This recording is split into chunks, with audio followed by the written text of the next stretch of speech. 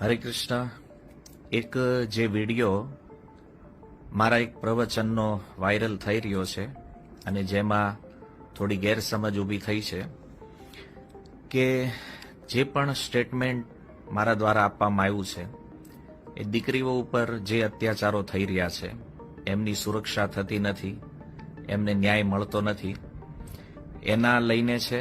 અને બીજી વાત કે બંધારણના વિષયમાં જે વાત મેં કરી છે એ બંધારણ નિર્માતાઓ માટે નથી. પર્ટિક્યુલર મેં કોઈ સમાજ, કોઈ વ્યક્તિનું નામ લઈને નથી રાખ્યું, પણ જે કલમ કે 18 વર્ષ પછી દીકરી સ્વતંત્ર રીતે વિવાહનો નિર્ણય કરશે, આ કલમ જે બંધારણમાં પાછળથી ઉમેરવામાં આવી છે, તો એ વ્યક્તિ પ્રત્યેના થોડા રોષને લઈ અને આવું સ્ટેટમેન્ટ મારા દ્વારા થયું છે.